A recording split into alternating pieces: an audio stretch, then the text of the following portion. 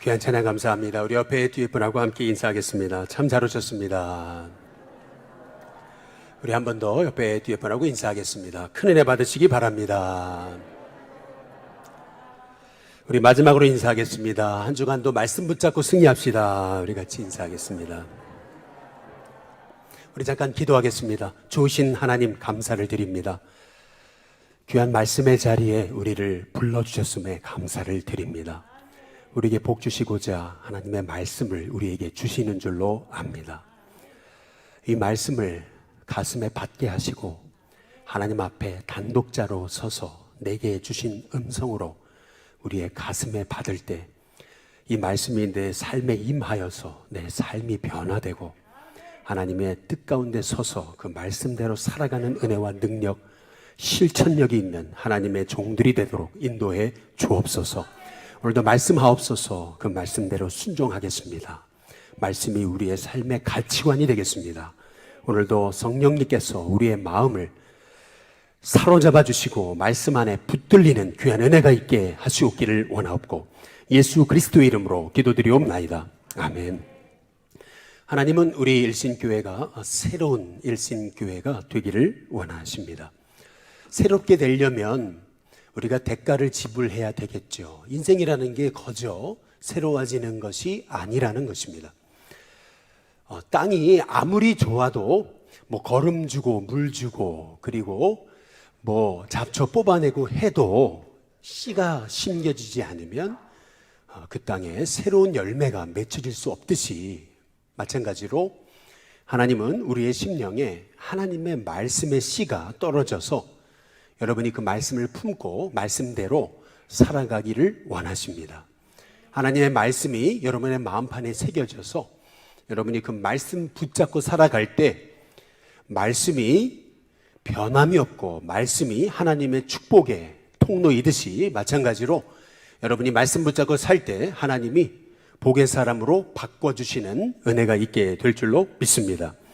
그래서 우리가 새로운 공동체, 새로운 인생, 새로운 일신교회가 되려면 내가 옳은 대로 행하는 것이 아니라 말씀이 명령하시는 대로 살아가는 하나님의 종들이 돼야 될 줄로 믿습니다. 이제 우리가 하나님의 말씀을 붙들었다면 두 번째로 해야 될 일이 있어요. 그것이 뭐냐면 이제 기도인 것입니다. 저는 우리 신교회 성도님들이 기도하는 성도님들 되시길 주님의 이름으로 축복합니다. 왜 기도냐 했을 때 기도할 때 하나님이 일하시기 때문에 그렇습니다. 기도할 때 우리가 하나님의 복의 통로로 쓰임받을 수 있기 때문에 우리는 기도하는 하나님의 종들이 돼야 될 줄로 믿습니다. 오늘 말씀은 우리 그리스도인들이 어떻게 살아야 되는가, 사도 바울이 우리에게 세 가지로 너무나 중요한 말씀을 하고 계세요. 어떻게 하는 것이 그리스도인다운 삶일까? 먼저 첫 번째는 주 안에서 항상 기뻐하라고 말씀하고 있습니다. 바울은 지금 감옥에 있어요. 또 이 말씀을 받는 빌립보 성도들도 궁핍과 환난 중에 있어요. 그런데 그럼에도 불구하고 바울은 주 안에서 항상 기뻐하라고 말하고 있습니다. 빌립보서 4장 4절과 10절에 보시면은 주 안에서 항상 기뻐하라 이렇게 얘기하죠. 그런데 내가 다시 말하노니 기뻐하라라고 얘기하잖아요. 항상 기뻐하고 다시 말하노니 계속 기뻐하고 끊임없이 기뻐하며 사는 삶, 이것이 그리스도인의 삶이라는 것입니다. 근데 뿐만 아니라 10절에 보니까 내가 주 안에서 크게 기뻐한다 이렇게 얘기하거든요. 다시 말하면 그리스도인의 삶이란 주 안에서 항상 기뻐하고 계속 기뻐하고 그리고 크게 기뻐하는 삶, 그것이 그리스도인의 삶이라고 하는 사실을 이제 우리가 알 수가 있습니다. 많은 분들 얘기하죠. 아니 기쁜 일이 하나도 없는데 요즘 세상 돌아가는 걸 보면 어떻게 기뻐할 수 있느냐고 이렇게 이제 말하죠. 내 인생에 되는 일 하나 없고 인생이 하는 일마다 꼬이는데 어떻게 기뻐할 수 있느냐라고 이제 말할지 모릅니다. 또 오늘 말씀을 잘 보세요. 그냥 기뻐하는 게 아니고 주 안에서 기뻐하는 거예요. 주 안에서 기뻐하라고 하는 말씀의 의미는 뭐냐면 나의 기쁨의 원천이 세상에 있지 않다는 거예요. 나의 기쁨의 원천은 예수님께 있다라고 하는 말씀의 뜻입니다. 세상은 통장 잔고에 잔고가 많이 남으면 기쁘고, 또 내가 회사에서 내 직급이 올라가면 기쁘고, 내 자녀가 좋은 대학에 가면 기쁘고, 내 인생이 너무 잘 풀리면 기뻐하는 거잖아요. 이것이 세상의 기쁨이에요. 그러나 그리스도인의 기쁨이란 주 안에서 항상 기뻐하고 계속 기뻐하고 크게 기뻐하는 거예요. 여기서 주 안이라고 하는 말씀의 의미는 뭐냐면, 우리의 기쁨의 원천은 세상이 아니라는 거예요. 우리의 기쁨의 원천은 통장 잔고가 아니라는 거예요. 우리의 기쁨의 원천은 예수님이라는 겁니다. 예수님이 내 인생의 진정한 기쁨의 원천이 된다면은 나는 모든 환경 속에서 기뻐할 수 있어요. 인생이 어려워도 기뻐할 수 있어요. 내 인생이 뜻대로 되지 않아도 기뻐할 수 있어요. 여러분, 그게 진짜 기쁨인 거예요. 그래서 사도 바울은 데살로니가전서 5장 우리 16절 18절에서 이렇게 얘기하는 겁니다. 어떻게 기뻐하라고요? 항상 기뻐하라. 그런데 18절에 보니까 이것이 그리스도 예수 안에서 너희를 향한 뭐라고요? 뜻이래요. 하나님의 뜻이라고 말합니다. 항상 기뻐하는 것이 그리스도 예수 안에서 우리를 향한 하나님의 뜻이라고 하는 거죠. 저는 우리 신교회 성도님들이 환경 때문에 기뻐하는 것이 아니고, 여러분이 예수님 때문에 진짜 기뻐할 수 있는 하나님의 종들이 되시길 주님의 이름으로 축복합니다. 그래서 우리가 진짜 예수님 믿고 진짜 구원의 기쁨을 누리게 되면 세 가지 변화가 있다 그러잖아요. 예뻐지고, 은혜가 임하니까 사람이 예뻐져요. 사실은 최고의 성형은요, 은혜 받는 겁니다. 은혜 받으면 사람이 달라집니다. 너무 예뻐집니다. 얼굴에 광채가 납니다. 저는 진짜 성령, 은혜 성령 받으시기를 주님의 이름으로 축복합니다. 예뻐지고, 그리고 은혜 받으니까 섬기고 싶어요. 쓰임 받고 싶어요. 이렇게 살고 싶지 않아요. 뭔가 내 인생이 쓰임 받는 인생이 되고 싶어요. 그러다 보니까 예뻐지고 바빠지는 겁니다. 그리고 예수님 안에서 내가 구원의 은혜를 누리니까, 그러니까 기뻐지는 거죠. 예뻐, 바빠, 기뻐. 삼버 인생, 이것이 바로 그리스도인의 예수님 안에 있는 저와 여러분의 성도의 삶임을 믿으시기를 주님의 이름으로 축복합니다. 그래서 느헤미야서 8장 10절에 보면 이렇게 말씀합니다. 여호와로 인하여 기뻐하는 것이 너희 힘이다. 여호와를 기뻐하는 것이 너희 힘이다. 분명히 하나님은 세상 때문에 기뻐하는 거, 그 잠깐, 그것은 진짜 기쁨이 아니라는 거예요. 언제나 우리가 잘 살고 언제나 우리가 건강하고 언제나 형통한 건 아니잖아요. 그러나 하나님으로 인하여 기뻐하는 그 기쁨이 진짜 기쁨이라고 우리에게 말씀하고 있는 겁니다. 주 안에서 기뻐하면 힘이 생깁니다. 주 안에서 기뻐하면 여러분의 인생이 환난과 고난에도 불구하고 여러분은 복의 통로가 되는 은혜가 있게 될 줄로 믿습니다. 두 번째로 그리스도인의 삶에 대해서 사도 바울은 모든 사람에게 관용을 나타내라고 말씀하고 있습니다. 빌립보서 4장 5절에 보니까 너희 관용을 모든 사람에게 알게 하라, 그렇게 얘기합니다. 그냥 나에게 잘해주는 사람, 나하고 친한 사람, 그런 사람에게만 관용을 알게 하는 것이 아니고 모든 사람에게 관용을 알게 하라. 그 이유는 주님이 곧 오실 거니까. 주님이 오셔서 결산하실 거니까. 우리 주님은 우리에게 너희 관용을 모든 사람에게 알게 하라고 말씀하고 있습니다. 각 종교마다 가진 저마다의 이미지, 핵심 메시지가 있죠. 불교는 어떻습니까? 불교는 인생을 진흙탕으로 보는 겁니다. 돌고 도는 인생 속에서 인생이 진흙탕 같지만은, 그러나 거기에 연꽃같이 아름다운 꽃을 피워내는 인생, 그러기 위해서 자기를 비우고, 그리고 해탈의 경지에 해탈의 경지에 들어가는, 이제 그것이 바로 이제 불교라고 한다면, 이슬람은 어때요? 이슬람의 핵심 메시지는 초승달입니다. 우리는 초승달을 보면은 뭔가 이렇게 음산한 느낌이 들죠. 그러나 이슬람 사람들은 그렇게 생각하지 않습니다. 초승달이 의미하는 건 뭐냐면, 초승달은 점점 커지잖아요. 그러면서 풀문이 됩니다. 다시 말해 이슬람 교도들이 자신의 이미지를 초승달로 여긴 이유는 바로 새로운 시작을 의미하는 겁니다. 새로운 소망. 여러분, 그것이 이슬람이 가지고 있는 초승달의 이미지입니다. 그렇다면 유대교의 이미지는 뭡니까? 유대교는요, 다윗의 별이 그들의 핵심 메시지잖아요. 그래서 이스라엘의 국기에 보시면은 다윗의 별이 거기 새겨져 있잖아요. 그런데 유대인의 별과 우리의 별은 좀 달라요. 우리의 별은 여러분 그려보시면은 5개 꼭지점이 있는 게 우리가 그리는 별입니다. 그러나 다윗의 별은 꼭지점이 6개예요. 위로 삼각형, 그리고 밑으로 거꾸로 삼각형을 겹친 거, 여러분 그게 다윗의 별입니다. 꼭지점이 6개입니다. 다윗의 별이 의미하는 것은 뭐냐면은 왜 이스라엘이 그들의 핵심 상징으로 왜 다윗의 별을 새겨놨느냐, 이제 그 이유가 있는 거예요. 그것은 뭐냐면 그들은 아직도 다윗의 뿌리에서 올 메시아를 기다리고 있는 겁니다. 참 안타깝죠. 우리 주님이 이미 육신의 몸을 입고 이 땅에 오셨는데 그들은 아직도 헛된 메시아를 기다리고 있는 게 그게 유대교입니다. 우리 예수님은요, 우리를 구원하시기 위해서 우리 인간의 몸을 입고 이 땅에 오셨잖아요. 왜 오셨어요? 바로 우리의 모든 죄를 십자가 위에서 품으시려고 말이에요.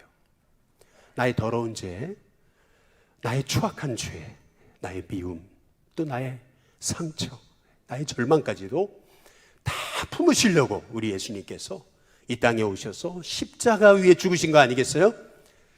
그래서 기독교의 핵심 메시지, 그건 십자가예요. 그 십자가가 의미하는 것은 뭐냐면은 내가 다 품었다는 거죠. 내가 다 품었다. 너희 아픔까지도, 죄까지도, 허물까지도 품었다라는 것이 십자가가 담긴 의미입니다. 그렇다면 우리 그리스도인은 어떻게 살아야 됩니까? 우리 그리스도인은 예수님처럼 우리도 품으며 살아가라는 겁니다. 그 품는다는 것이 그게 관용인 거예요. 그래서 사도 바울은 우리에게 너희의 관용을 모든 사람에게 알게 하라고 말씀하고 있는 겁니다. 왜? 주님이 오실 날이 가까우니까. 실제로 여러분, 관용이라고 하는 말의 본래적인 원어의 뜻은 우리 내장기관 중에서 유일하게 우리 몸에서 음식을 흡수하는 기관이 딱 하나 있어요. 그게 뭐냐면은 위장입니다. 위는 어떤 음식이든지 들어오면 소화시켜야 됩니다. 그런데 소화시키지 못하면 그러면 나는, 내 몸은 건강을 잃어버리는 겁니다. 뭐 짠 음식이든지 신 음식이든지 뭐 매운 음식이든지 내 몸에 들어와서 내 위가 소화를 시켜야 되는 것입니다. 그럴 때 내가 건강해지는 거죠. 내 인생이 복을 받는 것입니다. 똑같습니다.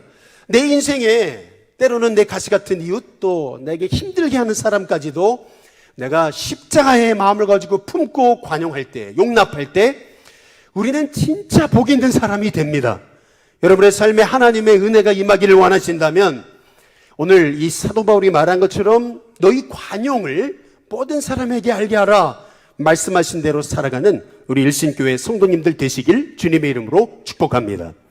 실은 이 관용이라고 하는 말의 의미는요, 혹자는 이렇게 얘기했습니다. 예수님 안에 누리는 기쁨이, 예수님 안에서 누리는 기쁨이 세상으로 반사된 거, 여러분 그것이 관용이라고 말하는 겁니다. 왜 우리가 관용이 안 될까요? 이유가 있어요. 그건 뭐냐면 내 안에 주님 주신 기쁨이 흘러넘치지 못해서 그래요. 기쁨이 없으니까 늘 염려하고 걱정하고 늘 인생에 찢겨 살아가니까 내 마음이 좁아져요. 옹졸해져요. 편협해져요. 쪼잔해지는 거예요. 그러니까 별거 아닌 문제 만나도 관용하지 못해요. 팍 튕겨버리는 거죠. 그러나 내가 내 기쁨의 원천이 예수님이 되시고 예수님이 내 인생의 주인이 되셔서 내 마음의 진정한 그 기쁨, 세상의 환경과 문제를 초월한 진정한 기쁨이 내 안에 흘러넘칠 때 여러분의 마음은 하나님의 은혜로 점점점 영혼을 품고 문제를 품고 어려운 환경까지도 품을 수 있는 믿음의 사람으로 세우시는 은혜가 있게 될 줄로 믿습니다. 그래서 여러분이 관용을 베푸는 만큼이 여러분 안에 그리스도의 그 기쁨의 은혜가 있는 정도예요. 실은요, 관용이 없으면 여러분 안에 기쁨이 없다는 거예요.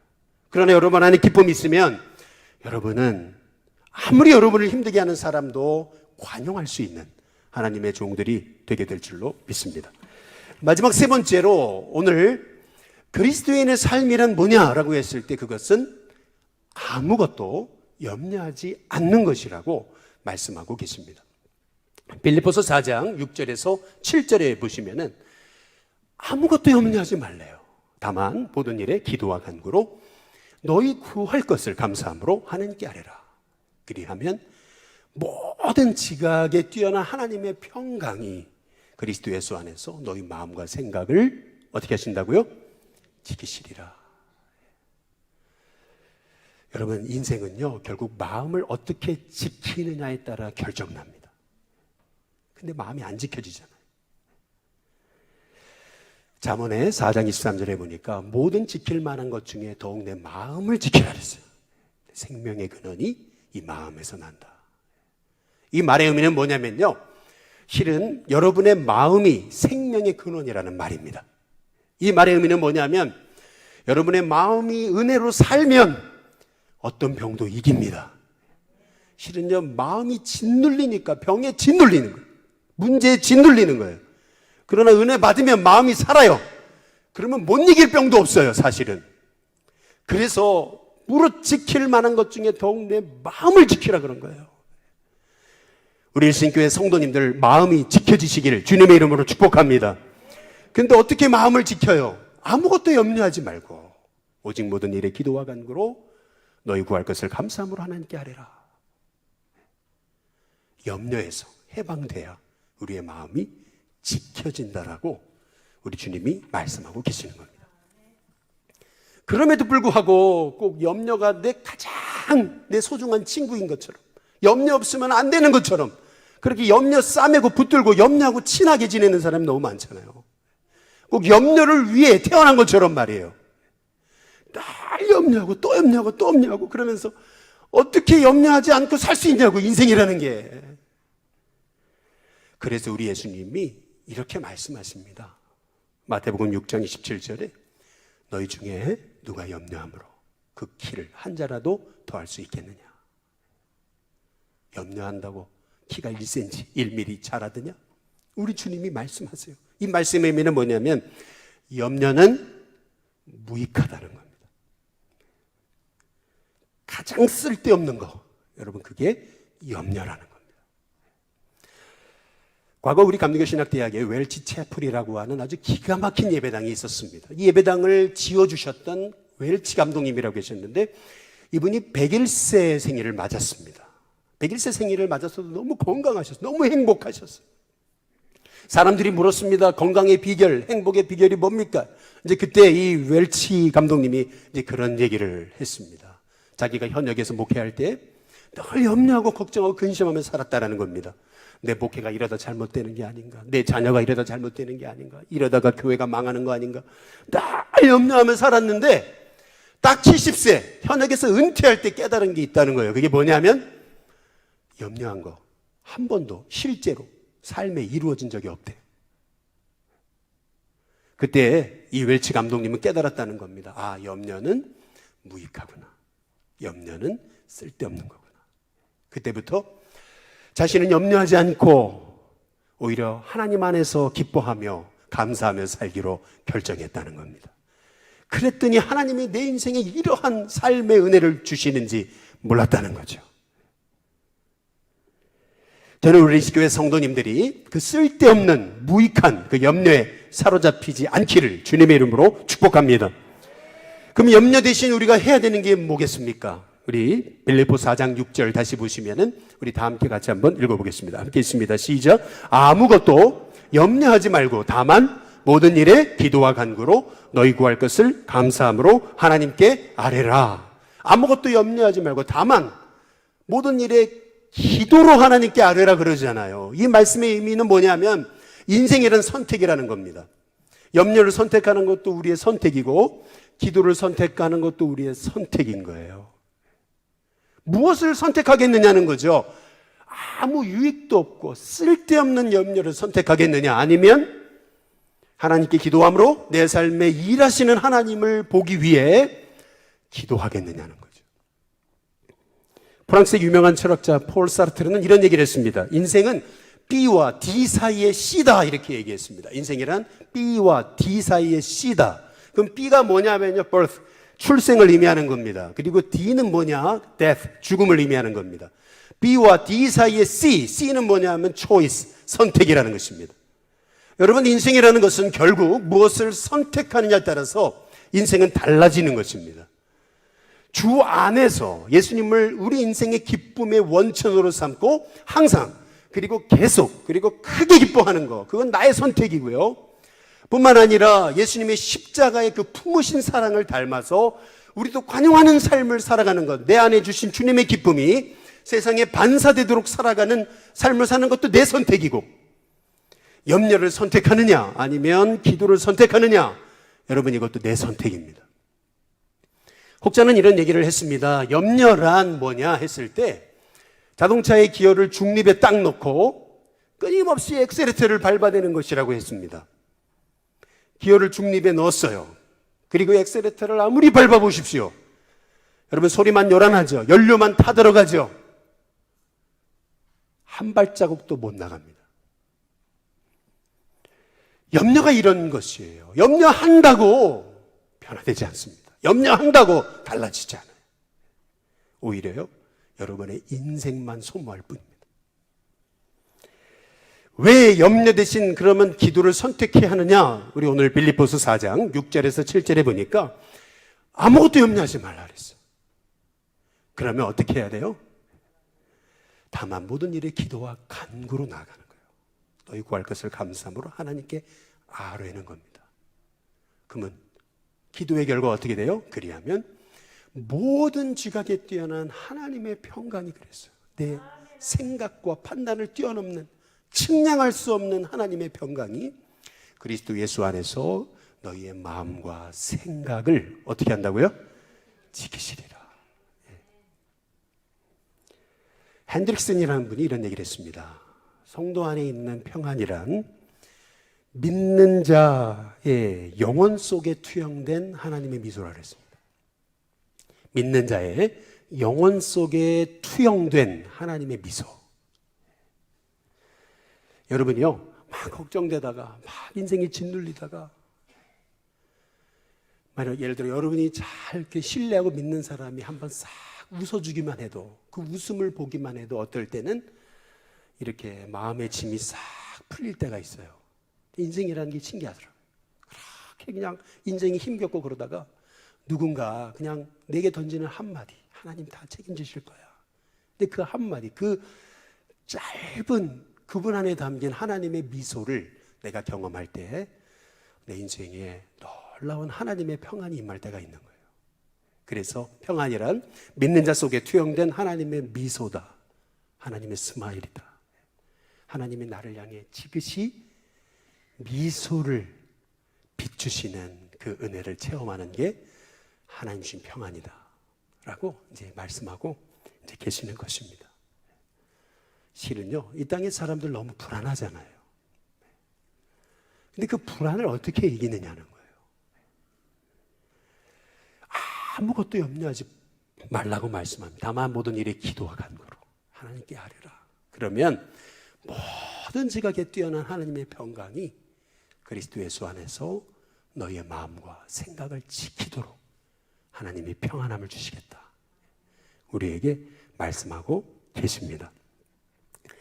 근데 특별히 오늘 우리가 말씀에서 우리가 주목해야 될 아주 중요한 말씀 하나가 있습니다. 그것이 뭐냐면 빌립보서 4장 6절에 보시면은 이렇게 얘기하죠. 아무것도 염려하지 말고 다만 모든 일에 기도로 아뢰라. 이렇게 해도 될 것을 오늘 말씀해 보니까 아무것도 염려하지 말고 다만 모든 일에 기도와 그다음 뭐예요? 간구로 하나님께 아뢰라. 이렇게 말씀하고 있습니다. 한번 잘 보세요. 아무것도 염려하지 말고, 이 말의 의미는 뭐예요? 염려 선택하지 말라는 거예요. 대신 뭘 선택해요? 기도를 선택하라는 거예요. 근데 우리는 어때요? 조금 기도하다가 뭐 아무런 변화도 없으면 금방 기도를 포기하잖아요. 기도하지 않아요. 그 기도의 탄력을 받지를 못해요. 그러나 우리 주님이 원하시는 건 뭐냐면 아무것도 염려하지 말고, 염려가 올 때 염려하라는 사인이 아니고 기도하라는 사인이라는 거예요. 딱 염려가 찾아오면 기도하라고 그러시는 거구나. 딱 기도를 선택하는 거예요. 그러면 기도를 선택했다면 그 다음 뭐 해야 돼요? 기도와 간구로. 간구가 뭐예요? 간절히 하나님 앞에 구하라는 거 아니에요? 다시 말해서 선택과 집중을 하라는 겁니다. 염려를 선택하고 염려에 집중할 게 아니고 기도를 선택하고 기도에 집중하라는 얘기입니다. 여러분, 기도에 집중하면은 하나님이 여러분에게 인생의 어려움과 문제를 풀어갈 수 있는 힘을 주시는 줄로 믿습니다. 저도 전에는 말씀을 준비할 때 이 말씀을요 주로 이렇게 다 외웠어요. 다 외우고서 몇 장 몇 절 다 외우고 했어요. 그런데 외우다 보니까 제게 들었던 생각이 뭐냐면은 이게 틀리면 어떡하지? 늘 이런 불안감이 있었어요. 그런데 요새는 설교를 외우는 게 아니고요, 설교를 붙잡고 기도해요. 기도하니까 그런 마음의 확신이 들어요. 부족하지만, 여전히 부족하지만 그러나 하나님이 일하실 거다. 하나님이 일하시는 거다. 여러분, 그런 마음의 확신을 주십니다. 여러분, 오늘 하나님 말씀을 이제 받으셨습니까? 그렇다면 한 귀로 듣고 이제 한 귀로 흘리는 게 아닙니다. 이제 말씀을 받았다면 이 말씀을 붙잡는 거예요. 아무것도 염려하지 말고 다만 모든 일에 기도가 간구가 되도록, 집중해서 기도할 수 있도록, 기도의 힘을 얻도록 기도할 수 있는 우리 일신교회 성도님들 되시길 주님의 이름으로 축복합니다. 어떤 분이요, 한 교회에서 하루 1시간 기도 운동을 하자 이제 그랬더니 이제 그런 얘기를 하더래요. 무슨 1시간은커녕 1분도 하루에 기도 못 하는데 이제 그러더라는 거죠. 아니, 그리스도인으로서 어떻게 1분도 기도를 못 해요? 식사할 때 기도 안 해요? 그랬더니 뭐 아침 저녁에 집에서 기도할 때는 자주 잊어버린다는 거죠. 그리고 점심 때 기도하려고 그래도 직장 동료들이 손가락질할까 봐서, 비웃을까 봐서 잠깐 눈만 뜨고 그냥 기도를 끝낸다는 거죠. 그러니 내가 하루를 살아가면서 내가 1분도 못하는 건 당연한 거 아니냐 이제 이렇게 얘기하더라는 거죠. 그래서 물었다는 거죠. 그러면 우리 성도님은 뉴스는 몇 시간 보냐고 이제 그랬더니 1시간은 꼭 채워가지고 샅샅이 읽어본다고. 그래요? 그러면 뉴스는 1시간 동안 샅샅이 보면서 그러면은 하루에 성도님의 인생을 하나님께 맡기며 기도하는 거 1분도 못하겠냐. 기도를 못하니까 세상을 이길 힘이 없고요, 기도를 못하니까 우리가 세상에서 늘 넘어지는 거예요. 실은요, 성도가요 말씀을 붙잡았다면요, 그 말씀이 내게 축복이 되려면 기도해야 됩니다. 기도가 살아야 돼요. 여러분, 기도는요 절대 땅에 떨어지지 않습니다. 여러분이 기도한 만큼 하나님께서 그 기도의 씨앗을 여러분이 먹게도 하시지만은 여러분이 먹지 못하면 여러분의 자녀와 자손이 먹게 하십니다. 그래서 기도가 너무 중요한 거예요. 우리 일신교회가 새로운 하나님이 쓰시는 일신교회가 되려면은요, 기도의 씨앗을 심어야 돼요. 과거에 우리 일신교회는 밤을 새워가면서 이 재단에서 기도하시는 분들이 있었어요. 그렇게 추워도 그 기름난로 떼가시면서 그렇게 추운 가운데도 기도하는 분들이 있었어요. 그러나 요새는 어때요? 우리 일신교회 기도하는 소리 들을 수 있습니까? 여러분, 정말 여러분 자녀를 왜 염려는 하시지만 기도하세요? 정말 여러분의 자녀와 자손이 하나님 뜻 가운데 살아가도록 기도하시냔 말이에요. 기도하셔야 돼요. 기도의 자리를 만들어야 돼요. 자리에 찾아 나와야 돼요. 기도의 골방을 만들어야 돼요. 기도의 동력자를 만나야 돼요. 그렇게 기도할 때 하나님께서 우리 일신교회 성도들의 삶에 하나님이 기가 막힌, 전에는 알 수 없었던 그 하나님의 복을 허락해 주실 줄로 믿습니다. 그래서 빌립보서 4장 6절에 보면 이렇게 기도할 때, 집중해서 기도할 때 어떤 복을 주시는 거냐면, 잘 보세요. 아무것도 염려하지 말고 다만 모든 일에 기도로, 염려 대신 기도를 선택했다는 거예요. 기도를 선택했다면 간구가 돼야 돼요. 집중하는 겁니다. 기도에 집중하며 매일 기도로 사는 거예요. 그러다 보면 어떤 현상이 나타나냐면, 기도하다가 보면은요, 아, 이게 하나님의 은혜였구나 깨달아져요. 쉽게 말하면 감사가 발견됩니다. 실은요, 많은 분들이 그래요. 성경에서 너희 염려를 다 주께 맡겨버리라 그러는데도 안 맡겨진다는 거예요. 아니, 염려하지 말라 그러는데 염려가 되는 걸 어떻게 해요? 이제 그러는 겁니다. 근데 왜 염려를 못 맡기는 거예요? 내 삶에 임하신 하나님의 은혜에 대한 감사를 잃어버렸기 때문에 그래요. 억지로 감사, 여러분 잘 안 되잖아요. 그런데 신기한 게 있어요. 염려 대신 기도하고 기도에 집중하다 보면은요, 내 삶에 하나님이 지금까지 인도하신 게 하나님 은혜구나. 여러분, 그게 발견되기 시작하면은요, 여러분 그때부터 모든 죄가 뛰어난 하나님의 평강이 여러분의 삶에 임하기 시작합니다. 신기한 게 있어요. 전에는 자꾸 염려하던 내 인생이요, 감사가 발견되어지면은요, 그때부터 염려가 하나님 앞에 맡겨지게 됩니다. 맡겨지게 돼요. 실은 염려는 맡기는 게 아니고요, 맡겨지는 거예요.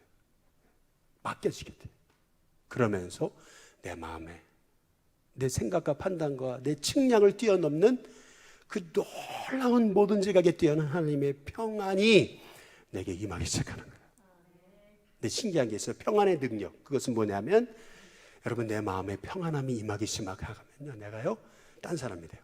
담대해야 돼요. 자존감이 올라가요. 그리고 뭘 해도, 어떤 사람을 만나도 두려움이 사라집니다. 여러분, 그 코로나 시기 한 2년 정도 지나면서 우리가 전도를 쉬지 않았잖아요. 근데 실은 제가 기뻐가지고, 이게 사명이니까 제가 막 그런 마음을 가지고 전도한 건 아니에요. 솔직히 말하면 참 고민이 많아서 계속 해야 되나, 이거 부질없는 짓 아닌가, 이거 정말 그냥 이게 허무맹랑한 쇼 아닌가, 막 별의별 생각하면서도 어쨌든 하나님 말씀이니까 순종하며 전도하러 나갔던 거예요. 근데 신기한 게 있어요. 이게 요새 이제 이 코로나 시기 지나가면서 여기저기에서 전화가 오는 거예요. 와서 말씀 전해달라고. 나는 할 말이 없어요. 나는 부족해요. 난 말도 잘 못해요. 난 설교 잘 못해요. 그런데 와서 그냥 전도 얘기해달라는 거예요. 신기하죠. 정말 과분한 은혜를 누리고 있어요. 실은요, 지금까지 지내온 것이 하나님의 은혜다. 여러분, 이게 깨달아지면요, 그때부터 여러분의 인생에 그렇게 힘들었던 것들이 한순간에 풀려지는 은혜가 있게 될 줄로 믿습니다. 그래서 아무것도 염려하지 말라는 거예요. 염려를 붙들고 싸매고 염려에 집중하고 하다 보면은, 그러면 내 인생은 정말 무익해져요. 그런데 염려 대신 기도를 선택하고 기도에 집중해요. 계속 기도하다 보면, 그랬구나. 하나님이 나를 돌보신 거구나. 지금 이 어려움 가운데도 하나님이 함께 하셨구나. 발견되어져요. 감사가 발견되어져요. 그러면 그때부터 내 마음에 평안이 임해요. 그래, 하나님 돌보시는구나. 과거에도 하나님 내게 함께 하셨지만 앞으로도 모든 것이 합력해 선을 이룰 것이구나. 그런 믿음이 생겨나게 되는 거죠. 그래서 여기서 말하는 감사란 지나온 날에 대한 감사일 뿐만 아니라 앞으로 이루어질 날에 대한 감사도 포함되는 것입니다. 저는 우리 신교회 성도님들이요, 오늘 말씀의 핵심은 이거예요. 염려하지 마라. 기도를 선택하라는 거예요. 그럼 기도에 집중하라는 겁니다. 그러면 감사가 발견되어진다는 거죠. 그러면 그때부터 내게 하나님의 평강이 임한다는 겁니다. 그리스도인의 삶은요, 세상이 주는 평안이 아니에요. 예수님 안에 있는 평안이에요. 여러분, 그 평안은요, 내가 정말 하나님 앞에 기도함으로 내 인생의 문제를 하나님께 맡겨질 때, 내 짐을 여호와께 맡겨라 분명히 말씀하고 계시잖아요. 그가 너를 붙드시고 의인의 요동함을 영원히 허락하지 아니하리로다. 짐을 맡기래요. 그러면 하나님 붙드신대. 그리고 의인의 요동함을 영원토록 허락하지 않겠다. 하나님이 저와 여러분에게 이제 염려가 찾아올 때마다 기도로 우리가 염려를 바꾸고 기도에 집중하고 하다 보면 하나님이 내게 감사를 발견하게 하시고, 감사가 흘러나오기 시작할 때 그때 내 마음에 평안이 임하고, 결국 그 모든 지각에 뛰어난 하나님의 평강으로 인해서 여러분이 하는 일마다 안 될 것 같은 일들도 하나님 풀어가시는 은혜를 주실 줄로 믿습니다. 이제 말씀만 드리고 마치겠습니다. 14마리 늑대라고 하는 제목의 책이 있습니다. 미국 옐로스톤 우리 국립공원에 일어났던 실화를 바탕으로 해서 48쪽짜리 그림책을 낸 거거든요. 이야기는 벌써 10년 전에 이미 출판됐던 책인데 이번에 다시 새로운 작가에 의해서 새롭게 출간된 책입니다. 그 옐로스톤 국립공원에 어떤 일이 있었는지 여러분 한번 영상을 통해서 한번 1분 20초짜리인데 다 함께 보시겠습니다.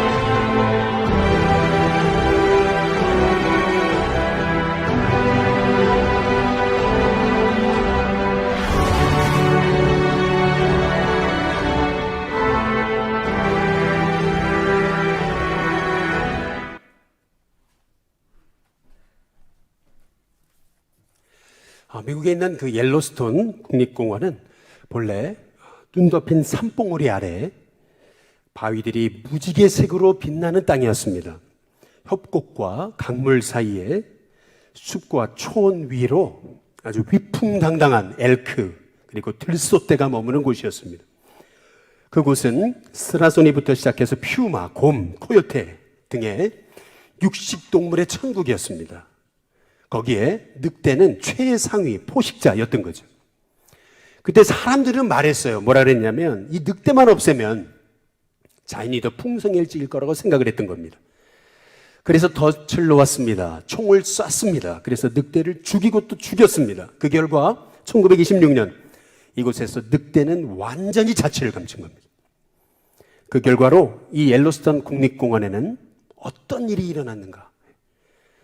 도망칠 필요가 없게 된 이 엘크떼가 거침없이 번식한 것입니다. 엘크는 참고로 사슴과에서 가장 큰 동물입니다. 이렇게 엘크떼가 강둑의 새순까지 먹어치우기 시작하자 나무가 자라지 못했습니다. 신기한 것은 나무가 자라지 못하니까 강이 물길을 잃어버렸습니다. 초원이 황폐해졌습니다. 작은 초식동물은요, 먹이를 찾아서 또 늘어나는 코요테를 피해가지고 옐로스톤을 떠나게 된 거죠. 곰부터 쥐 그리고 곤충까지 먹이사슬로 이어진 이 동물이 모두 줄어들고 만 겁니다. 늑대가 사라진 옐로스톤 공원은 한마디로 황폐한 모습으로 변해버린 거죠. 그러던 1995년 겨울 어느 날 캐나다 로키 산맥에서 14마리 이 늑대가 미국 옐로스톤 국립공원으로 다시 돌아온 것입니다. 그래서 오늘 이 책의 제목이 14마리 늑대입니다. 이 늑대들이 70여 년 만에 다시 이곳에 지배자로 복귀하는 순간이었습니다. 돌아온 늑대가요, 이 거대한 생명순환의 흐름을 다시 제 방향으로 되돌렸습니다. 엘크떼가 늑대를 피해서 자꾸 늑대를 피해 엘크떼가 자리를 옮기고 그러니까 그곳에 다시 풀이 자라기 시작했습니다. 나무가 자라기 시작했습니다. 다시 나무가 뿌리를 내려서 튼튼해지니까 뚝 사이로 강물이 힘차게 흘렀습니다. 이렇게 강과 연못이 제자리를 잡기 시작하니까 물고기, 비버, 새와 곤충이 돌아온 거죠. 1995년 이 14마리였던 늑대는 그 수가 늘어나서 2014년에는 83마리가 되었습니다. 그리고 이제 이 옐로스톤 국립공원에는 간헐천이 내뿜는 수증기 기둥 위로 독수리가 다시 긴 날개를 펴고 날고 새끼 곰을 등에 얹은 어미곰이 눈 녹은 개울을 철퍽철퍽 건너는 땅이 됐던 거죠. 여러분, 이것을 영적인 의미로 한번 제가 해석해 보겠습니다. 사람들은 이 옐로스톤 국립공원에서 늑대만 사라지면 행복하겠다 쾌재를 불렀습니다. 그러나 늑대가 사라진 자리에 오히려 엘크떼가 왕노릇하게 된 겁니다. 공원 완전히 황폐해지고 말았습니다. 이걸 영적인 의미로 해석해 본다면 이렇습니다. 여러분, 기도가 내 삶에 사라져 보세요. 기도 안 하니까, 교회 안 나와도 되니까 편안하세요? 예배가 사라져 보세요. 아, 예배 주일마다 그 아주 짐 같은 예배 안 드리면 편안해질 거라고 생각하시죠. 뭐 성도와의 교제 조금 안 하면 그러면 내가 내 인생의 프라이버시 지키고 자유롭게 살 것 같죠? 그렇지 않습니다. 기도가 사라지고 예배가 사라지고 성도의 은혜의 교제가 사라질 때요, 그 빈자리를 사탄이 대신하게 됩니다. 그때부터 우리의 삶은 영적으로 황폐해지기 시작하는 겁니다. 기도가 사라지니까요, 염려가 내 삶을 휘어잡습니다. 세상 가치로 내가 충만한 사람이 되어 결국 세상 가치가 나를 들었다 놨다 합니다. 자녀 문제가 나를 들었다 놨다 하게 됩니다. 인생에 대한, 미래에 대한 염려, 근심, 걱정이 나를 들었다 놨다 하게 되는 겁니다. 여러분, 더 중요한 것은 것입니다. 성도들의 삶에 기도가 사라지면요, 하나님의 복이 사라집니다. 그래서 옐로스톤 공원에 다시 늑대를 되돌아오게 한 것처럼 여러분, 우리도 다시 기도의 삶이 시작되게 해야 되는 겁니다. 다시 기도해야 돼요. 다시 엎드려야 돼요. 아침마다 여러분 일어나서 성령님을 여러분의 삶에 초청하세요. 성령님, 내 삶에 오시옵소서. 나를 인도하시옵소서. 성령님의 음성에 순간순간 순종하게 하시옵소서. 그 기도로 하루를 시작하고 계속 기도 가운데 나아가는 겁니다. 놀라운 사실은 이겁니다. 염려 대신 여러분이 기도를 선택하고 그 선택한 기도를 계속하고 그 기도에 집중하기 시작할 때 여러분의 삶에 그동안 풀리지 않았던 문제가 풀리는 놀라운 은혜를 보게 될 것입니다. 문제가 풀리기 시작하면서 이상하게 전에는 원망만 했는데 이제는 감사가 시작돼요. 아, 이게 다 하나님 은혜였구나. 감사하기 시작해요. 근데 놀라운 것은 감사하기 시작하면서 내 마음에 전에 알지 못했던 하나님의 평안이 여러분의 마음과 생각을 지켜주시는 은혜가 있게 될 것입니다. 여러분, 감사란 지나온 세월에 대한 감사일 뿐만 아니라 앞으로도 어떤 어려움을 만나도 그 어려움을 하나님이 합력해서 선을 이루실 거다. 그 믿음에 대한 고백이 실은 감사합니다. 여러분, 오늘 말씀을 정리하면 이렇습니다. 한번 다음 PPT를 보여주시면은 사도 바울은 그리스도인의 삶이란 어떤 건가? 주 안에서 항상 기뻐하는 거라고 말합니다. 내 삶의 기쁨의 원천은 예수님이십니다. 예수님 안에서 기뻐하기 때문에 모든 상황 속에 기뻐할 수 있습니다.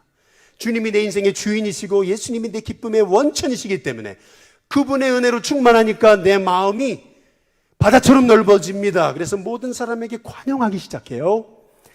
그리고 주님이 내 인생의 주인이시다. 주님이 내 인생의 기쁨의 원천이시고 그분이 내 삶을 다스려 가시니까 이제부터는 염려 대신에 기도를 선택하게 돼요.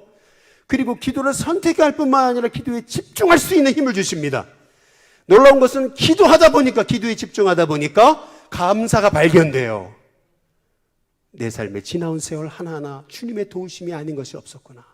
감사하기 시작해요. 그러면서 모든 지각에 뛰어난 하나님의 평강이 내 삶을 사로잡습니다.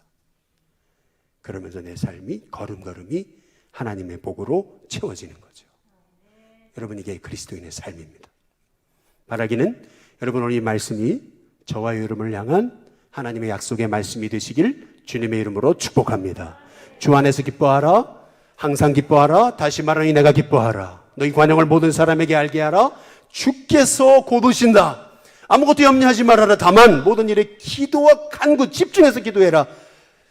너희 구할 것을 감사함으로 하나님께 아뢰라. 그리하면 모든 지각에 뛰어난 하나님의 평강이, 믿는 자 속에 임하신 하나님의 미소가 우리의 삶을 지키실 거다. 우리의 마음을 지키실 거다. 여러분이 믿음 가지고 이제 믿음으로 사세요.